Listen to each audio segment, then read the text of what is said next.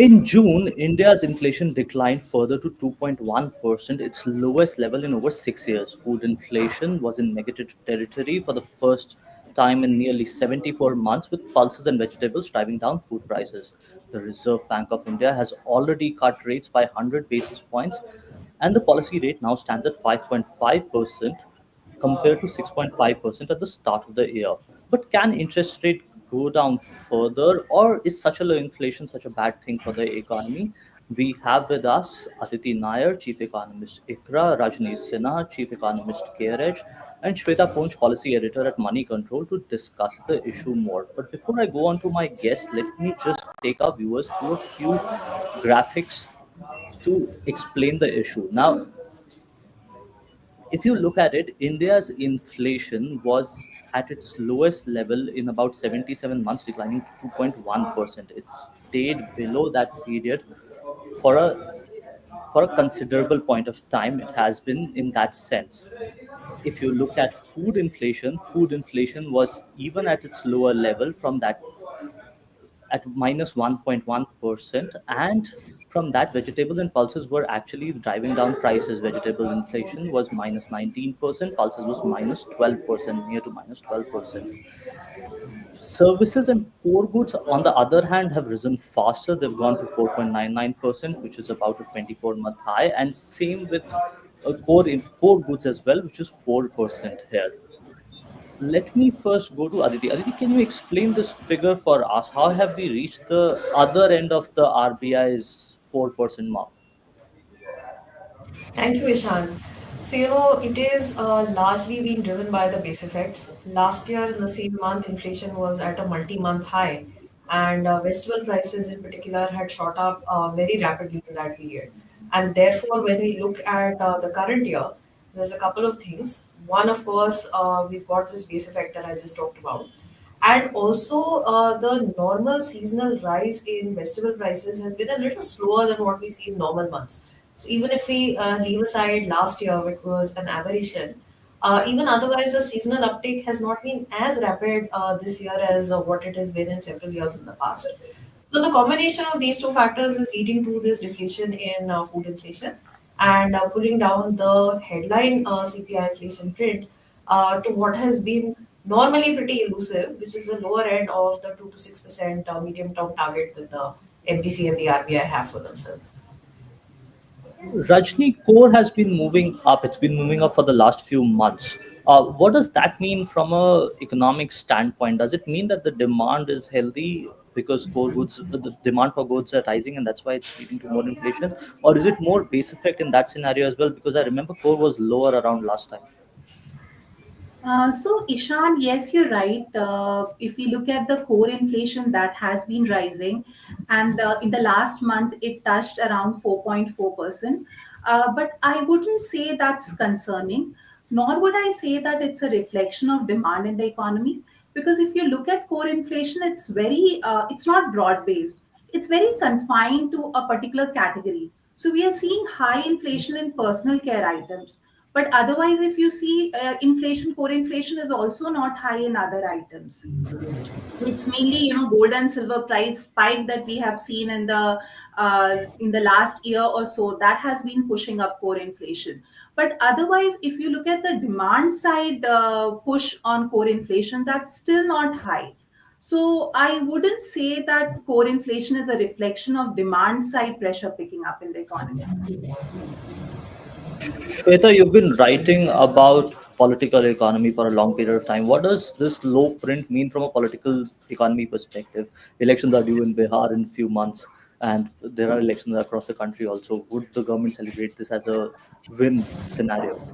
Right, Ishan. No, so this is a very good set of numbers from a government perspective, because like we spoke about, that this inflation has hit a 6-year low, which is very, very impressive, and a whole host of factors have worked, for bringing down inflation. Some of it that we've alluded to in, Aditi spoke about it, Rajni spoke about it. But I just want to bring out two things that the government has also done in terms of import duties on pulses, and that's something that they had hiked last year, but they brought them down this time around. The way the government has managed oil prices again. So all of that is reflecting now in the inflation numbers, and it augurs very well for the government because we have Bihar elections coming up in November. And overarchingly speaking, the effect of it will be felt in the economy as well going forward. It could lead to a boost in consumption, something that we've seen lagging in the last few quarters. There could be a rate cut. If all goes well, there could be a rate cut. Again, a feel good factor for the government, for the economy. So all these things augur well for the government, Ishan. So I'm sure more than you and I, if there's anyone who's celebrating right now, it's the policymakers sitting in North Block, South Block, and of course, Lok Kalyan March. Aditi, talking about Shweta touched on this aspect of RBI cutting rates. Is this a joyous moment for the Monetary Policy Committee at least, or does it make the ground more tough for Monetary Policy Committee? They were expecting your forecasts are much lower at 3.5% for the year. So, what does it do for the August MPC meet and in future? Do they have to cut? Do they have room to cut also? Given that the pass through has not happened across the existing cuts also. So, Ishan, the sense I have is that the MPC had front-loaded rate cuts. They had done 50 basis points of rate cuts in June, with the CPI inflation being projected at 3.7% for the full year. Now, even at that time in June, we thought that CPI inflation was going to average only around 3.5% for the full year. And yesterday, we were surprised by how sharply the June print had fallen. Now, my expectation is that July will be the bottom. We might get a sub 2% CPI inflation print for this month. And then it's going to gently trend upward through the rest of the year and end up above the 4% handle in Q4 of FY26. So for the average, I'm still looking at 3.5% or even a tad lower than that. Now, my sense is that there is room for one more rate cut, 25 basis points. Earlier, we thought that it's probably going to come in October after the front loading that the RBI has done and the MPC had done. And there are a couple of reasons why we thought in June that there will be a pause in August. One, we thought that they might want to wait and see how things pan out, particularly with the monsoon. By the time the October policy comes around, the monsoon will be over and we will be in a much better position to understand its impact on multiple factors, crop output, rural demand, etc. And secondly, we also thought that the CPI inflation, they want to wait and watch and see how the trajectory is. And thirdly, in terms of the GDP growth print, we had the Q4 print at the time of the June policy, and we won't have the Q1 print in time for the August policy. We'll only have it by the October policy. However, seeing as how fast the CPI inflation did fall in June, and the likelihood that inflation in Q2 is going to be quite a bit lower than what the MPC had projected, I do think that they're going to have to revise the Q2 and the full year forecast downward. And therefore, we're not ruling out a rate cut coming in as early as August, carrying forward the theme of front loading. Rajni, what's your sense on this? Are we preparing for a rate cut soon? Price it downwards to Ishan, I 3.5%? feel that when RBI last time front loaded the interest rate cut, they were kind of expecting a moderation in inflation to happen, though the moderation has been steeper than what was probably being anticipated at that time. And we are likely to get overall inflation for the year at lower than RBI's projection. Nevertheless, I feel that given that RBI has already done the front loading, and inflation moderation is playing out as anticipated, though a little steeper than that. Hence, I feel that RBI will not cut rate further. They have kept when they move to neutral stance, the whole idea is they have kept the window open only if growth weakens from what is being anticipated currently. RBI, if you look at their projection, they're expecting 6.5%. If growth turns out to be weaker than what RBI is expecting, and they get those signals in the next few months from the high frequency indicators, only then would RBI go for a further rate cut. Otherwise, I think they have taken care of it in the last meeting. Aditi, let me come to you before I go to Shweta on this part. A rate cut at this point of time, would it help in terms of the growth perspective? Because given the uncertain environment, would people take up loans? Is there a demand for that kind of a scenario also in the country? So, how would a rate cut help? If you can explain for our viewers. See, in the current situation, we've got domestic demand drivers which are broadly intact. The bigger problem is the global uncertainty and what we're getting in terms of a lot of volatility in terms of trade policy as well as geopolitics and the implications that those have had for things like commodity prices. But more than that, for sentiment in general towards the investment side. So where we think that the overall global issues are going to have an impact on the domestic economy, the biggest sense where we think that there is going to be a negative fallout is going to be on the private investment cycle, and that is somewhere that in a normal situation lower rates may have helped, but maybe they will not necessarily help kick off the private capex cycle in a broader way this time around. There will probably still end up being some delay. However, when we look at what the lower interest rates would do, they would bring down the rate of existing loans. So the interest rate that consumers face, for instance, on loans they've already taken, on their EMIs, etc., there would be a positive impact over there. And that is something that could actually push up the consumption side and help to stabilize growth in a sense when we have so many external headwinds. And ultimately, it's only when there is a clear visibility on consumption will a lot of the consumption facing sectors actually go in for capex. So it could end up having a positive impact. The other thing we're hoping is that there is headroom for double digit growth on the state government capex side. And even on the government of India side, while the capex last year was higher than what they had penciled in, and the headroom seems very low compared to the budget estimates in terms of the growth rate. However, there have been some revenue streams which are now looking like they're going to be higher than what was budgeted. So we think that there is scope to expand expenditure by about 80,000 crore above what was targeted for this year. If that gets basically funneled towards higher capex, then again, even on the central government side, we have scope to have a double-digit growth in capital expenditure this year.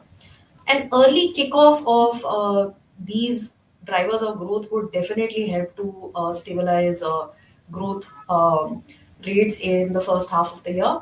We have to wait and watch and see. I mean, certainly for the first 2 months of this fiscal, Government of India capex numbers are looking good on a low base.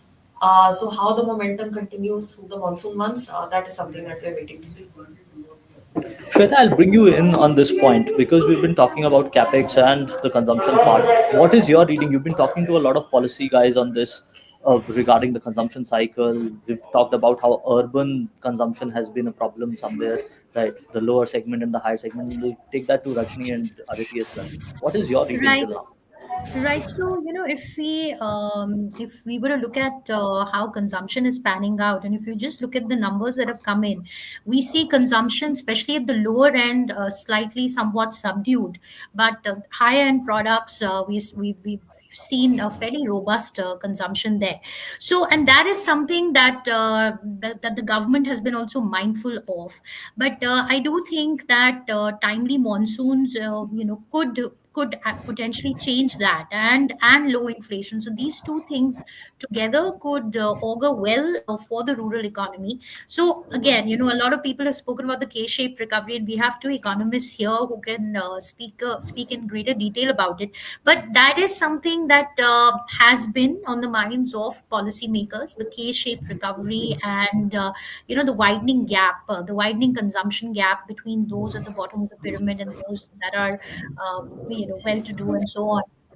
So a good monsoon, a potential rate cut, and a low inflation. In fact, I was talking to someone. I won't name the bank, but it's a global bank, and they said that their full year forecast could actually be 3.2%, which could be lowest inflation since we've seen since 1989.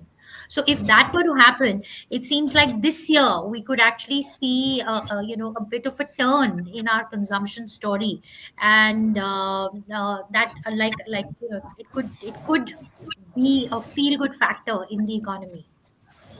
Ishan? Uh, Rajni, taking that point of rate cuts, can further rate cuts help? To within that paradigm, if I were to ask you two more questions related to that, uh, is there a dichotomy in urban consumption, or is there more premiumization that's happening, right?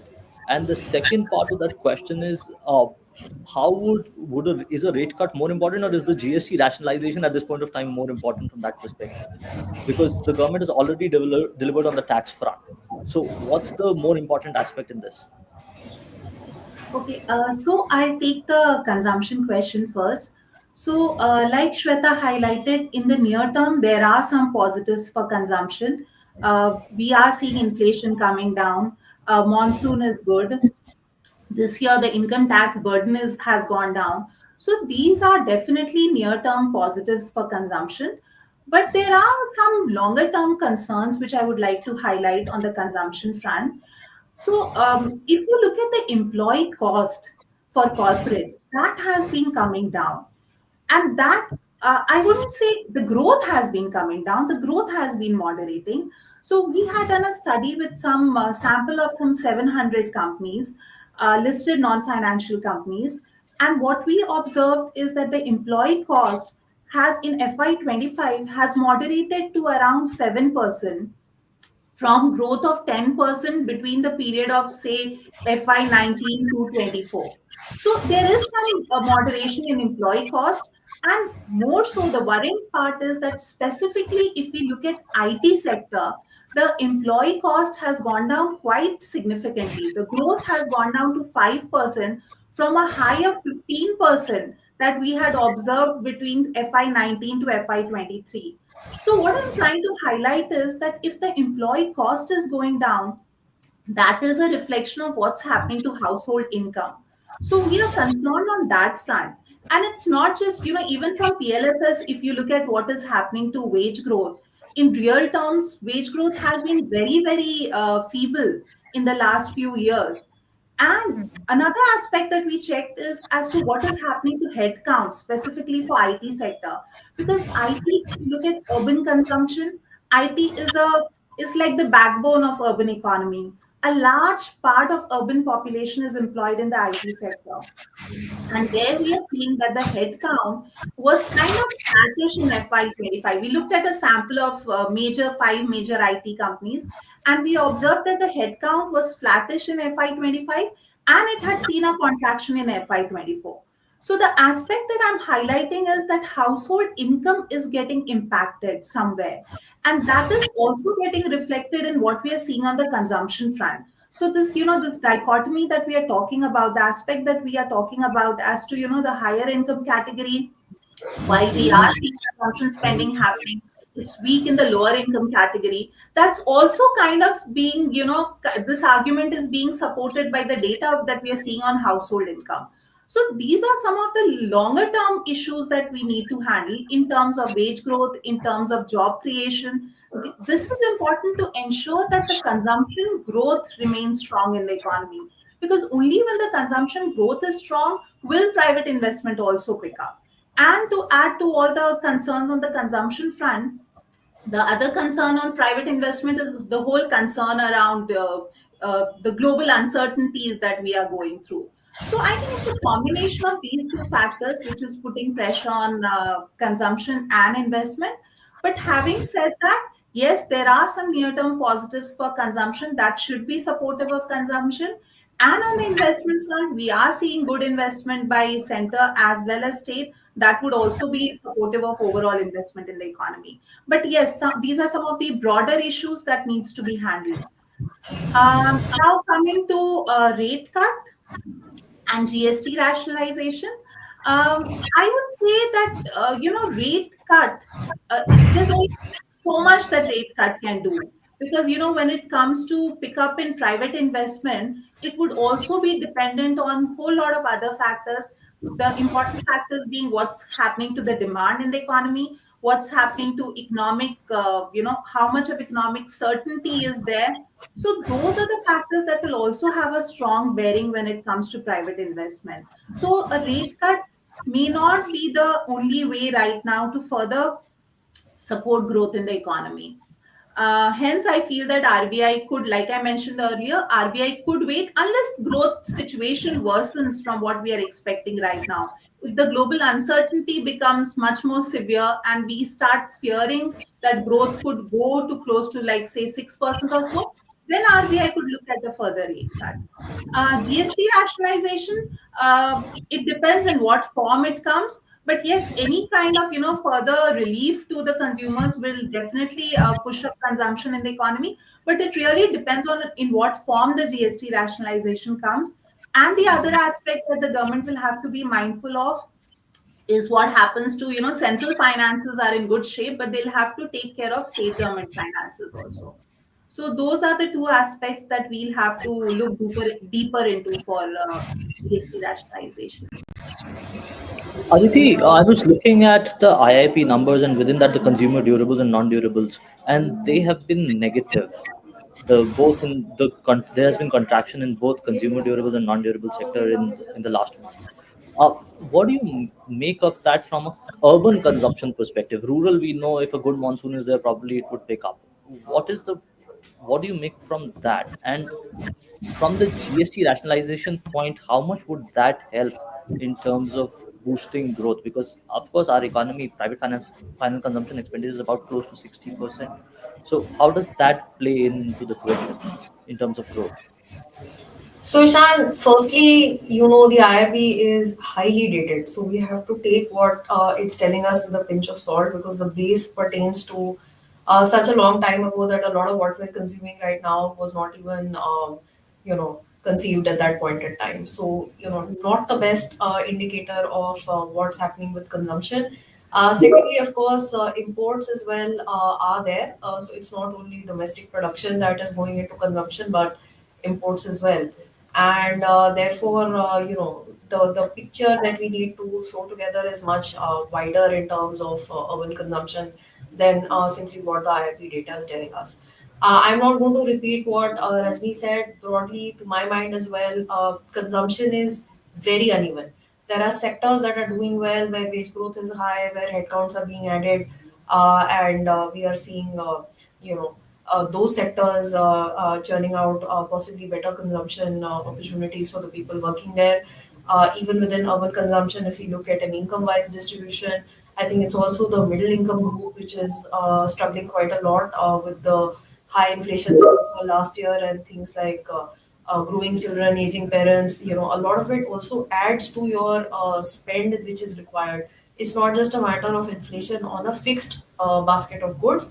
It's how your own consumption has to change as your family needs change. So I don't think it's just a matter of high income being supportive of consumption, low income being a problem. I think the middle income group has also had quite a lot of issues to deal with.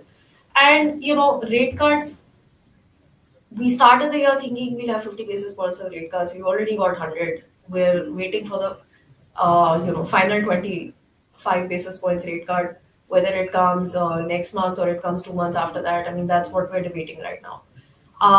So in a sense, we got a lot more than what we hoped for at the beginning of the year. So this has certainly been a supportive factor.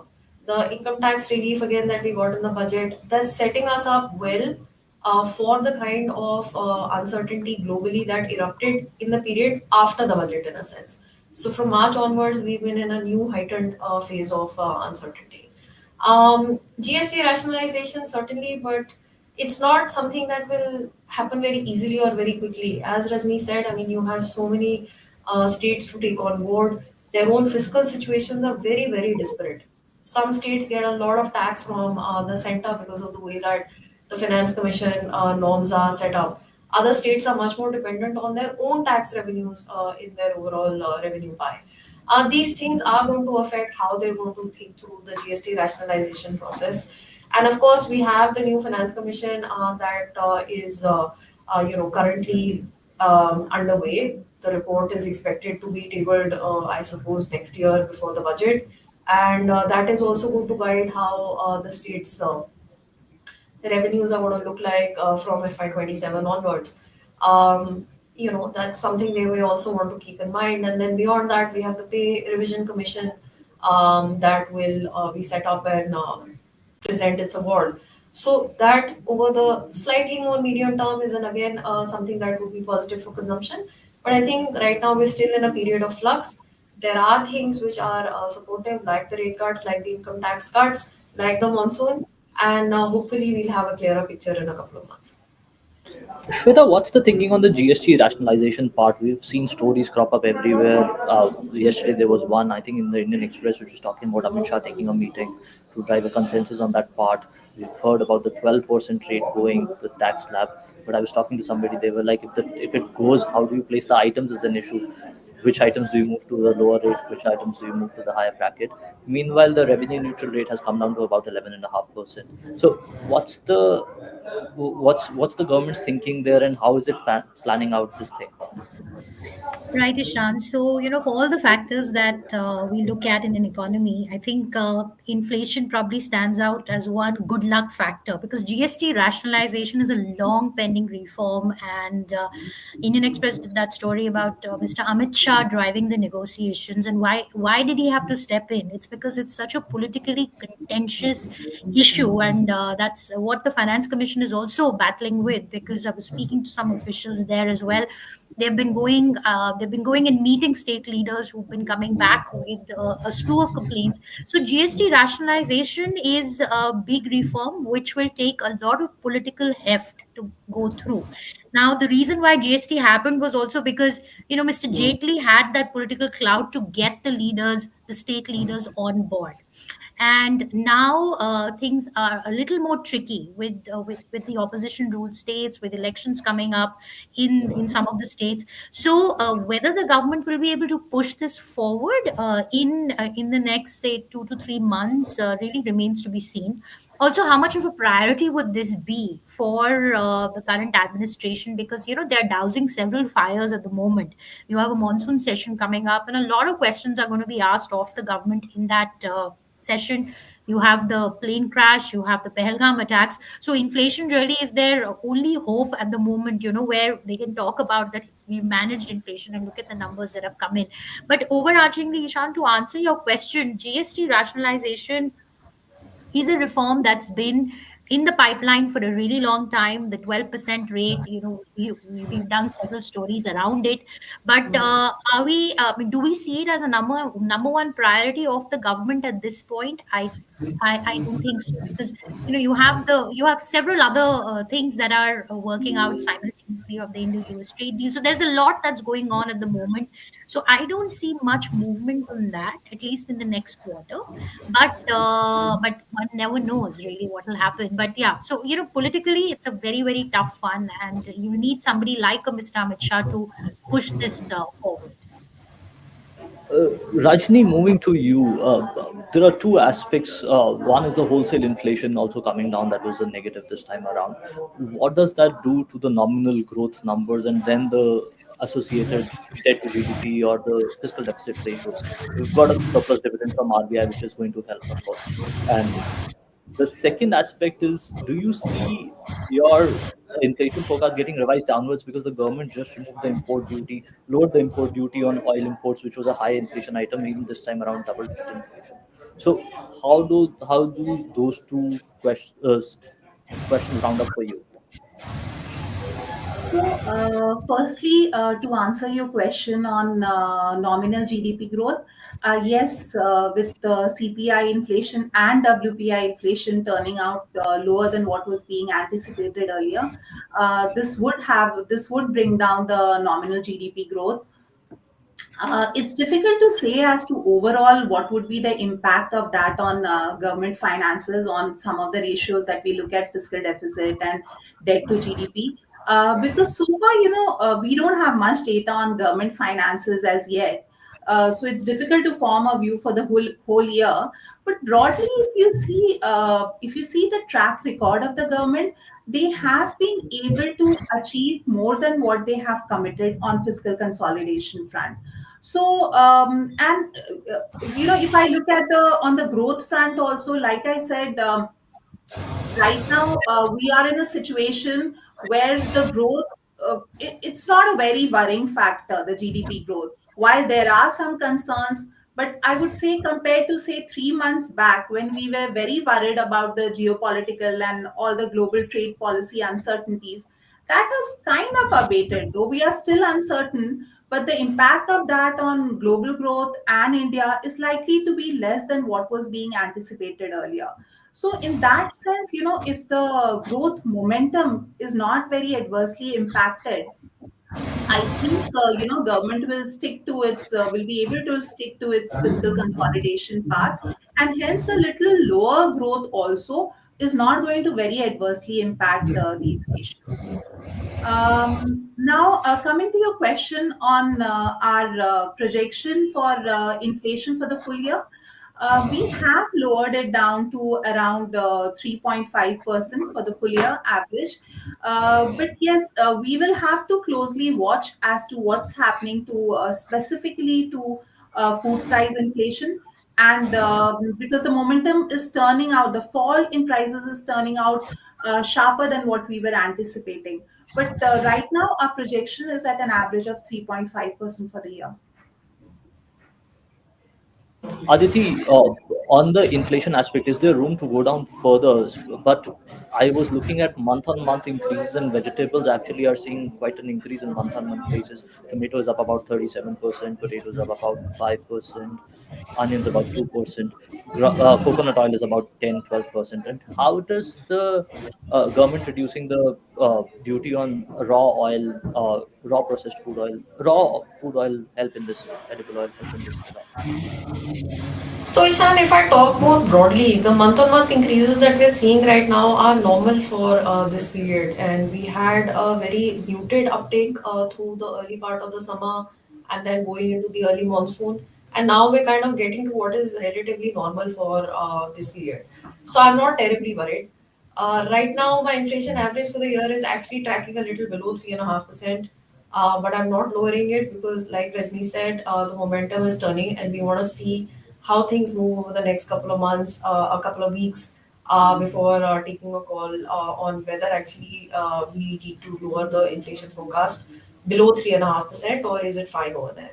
Now, on the nominal GDP question, I think the problem is more for Q1 itself. So, if you look at the averages for WPI and CPI for Q1, they're quite low. So, the sense we have is that the nominal GDP growth is going to come down from about 10.4% in Q4 to between 8 and 8.5% in Q1. So, there's going to be a very steep fall between these 2 months. However, going forward, as the CPI inflation trajectory starts turning upwards, which is what we expect for it to actually hit around the 3.5% average for the full year, the impact on nominal GDP growth will be less accentuated in the later quarters. So what we feel is that Q1 is where we're going to have the maximum impact because the readings for both the CPI and the WPI are so low in this quarter. But it's going to kind of turn around and not have so much of an impact on the later quarters. Having said that, we are looking at a normal GDP growth of just around 9% for the full year. Now, there is a silver lining, which is that the GDP absolute numbers for last year were actually revised above what had been pegged into or baked into the budget. So, even with a slightly lower nominal GDP growth, we're not looking at the FY26 absolute nominal GDP being significantly lower than what was mentioned at the time of the budget. So, in that sense, the denominator is looking largely intact. On the numerator side, the positives from the higher RBI dividend, etc., I've already spoken about.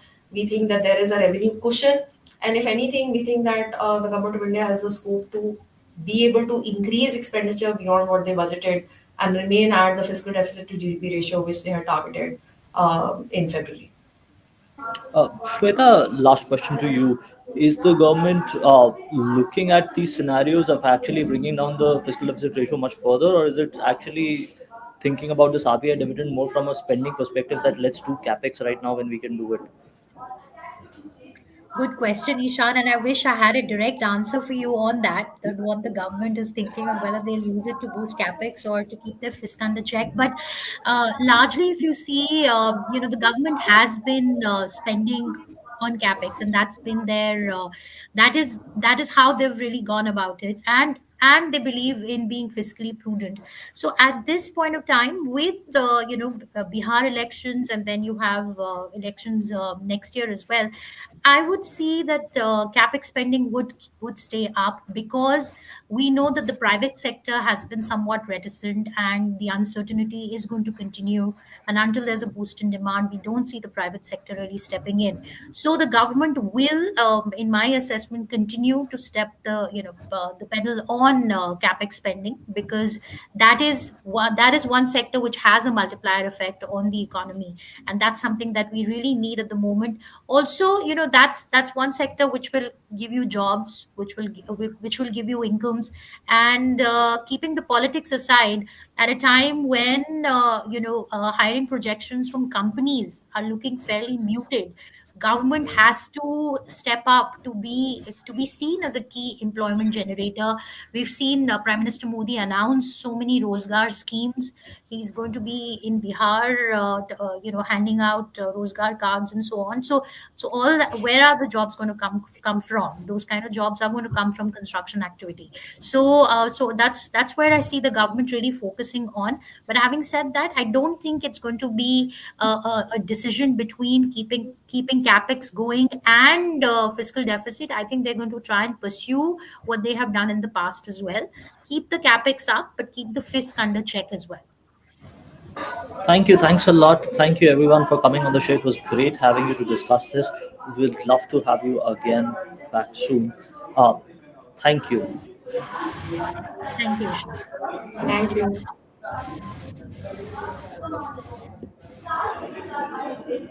Bye.